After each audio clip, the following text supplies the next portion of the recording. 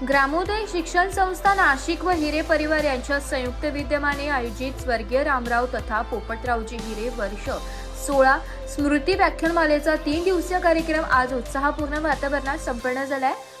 नाशिक येथील रावसाहेब थोरात सभागृहात या व्याख्यानमालेचे आयोजन करण्यात आले होते।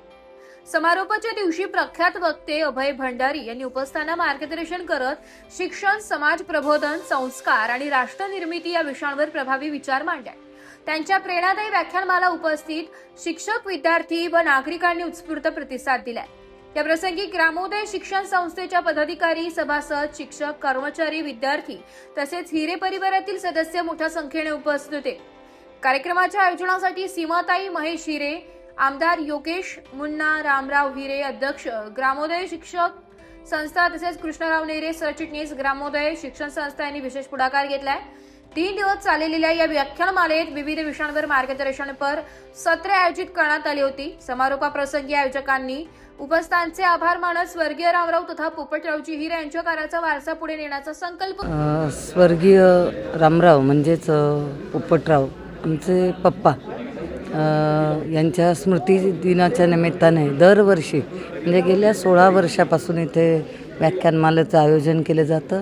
या व्याख्यानमालेसाठी यावेळेस अभयजी भंडारी यांनी येऊन विविध विषयांचे इथे छान असं उद्बोधन केलेलं आहे। पहिल्या दिवशी विवेकानंदांचा असेल, दुसऱ्या दिवशी भारत देश आणि आज मातृशक्ती असे तिन्ही विषय श्रोत्यांच्या मनाला अक्षरशः भुरळ घालतील अशा पद्धतीने त्यांनी इथे कथन केले। खरं तर या व्याख्यानमाला आता नाशिकमध्ये अतिशय प्रसिद्ध आहे आणि दिवसेंदिवस याचं महत्त्व खूप वाढतं आहे। आपण बघतो की लांबून लांबून लोक इथे येतात व्याख्यान ऐकण्यासाठी। खूप उदंड प्रतिसाद नागरिकांनी दिला, त्याबद्दल सगळ्यांचा मी खूप मनापासून आभार मानते। ही व्याख्यानमाला यशस्वीतेसाठी खरं तर ग्रामोदय शिक्षण संस्था, हिरे परिवार या सगळ्यांच्या वतीने याचं आयोजन केलं जातं आणि त्यामुळे त्यांचं देखील मी मनापासून आभार मानते। रामदास स्वामींनी वर्णन करताना असं, श्रोत्यांचं वर्णन करताना असं म्हटलं आहे की आता वंदू श्रोते जन। तर श्रोत्यांनी खूप एकापेक्षा एक दिग्गज ऐकलेले असतात, तर त्यामुळे आपण श्रोत्यांना सांगितलं तर आपण की फार अद्भुत सांगितलं असं वाटत नाही। आणि योगी अरविंद घोष त्यांचे गुरु विष्णुपंत लेले योगी अरविंद घोषांना असं सांगतात, ज्यावेळेला मुंबईला महाअधिवेशन आहे त्यावेळेचं काँग्रेसचं, आणि योगी अरविंदांची अशी पद्धत होती की आपण लिखाण करून काय बोलणार आहे सगळं मुद्देसूद ठरवून त्याप्रमाणे लिखाण करून त्या मुद्द्यांवर बोलायचं। आणि ज्या वेळेला ती सगळी तयारी नाही आहे आपली आणि तरी आपण बोलणार आहोत तर त्यांना अपराधी वाटतं। त्यांचे गुरु विष्णुपंत लेले योगी अरविंदांना असं सांगतात की ज्यावेळेला तुम्ही हजारो श्रोते सगळ्या देशातनं आलेले त्यावेळेच्या महासमितीसमोर तुम्ही ज्यावेळेला बोलायला उभे राहाल त्यावेळेला तुम्ही नारायणम नमस्कृत्यम नरंचैव नरोत्तमम असं जे महाभारताचं सुरुवात आहे म्हणाले, तसं श्रोता नारायणाला नमस्कार करा।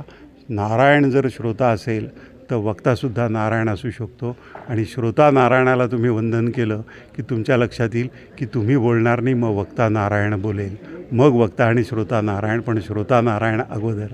तर त्यामुळे श्रोते हे नारायणाचं रूप आहेत ही जाणीव जर वक्त्यांनी ठेवली तर बहारदार व्याख्यानं होतीलच, व्यासंगी होतील वक्ते, आणि ते श्रोत्यांच्या कृतज्ञतेने ऋणात राहतील आणि त्यांनी ते राहावं। कारण श्रोते नेहमीच महान असतात, बहुश्रुत असतात, खूप लोकांना ऐकत असतात, व्यासंगी लोकांना ऐकत असतात, गुणी बुद्धिमान लोकांना ऐकत असतात।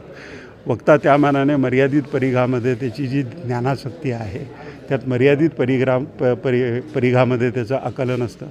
त्यामुळे वक्त्याने श्रोत्यांच्या पायाशी कायमच कृतज्ञ राहावं असं मला वाटतं।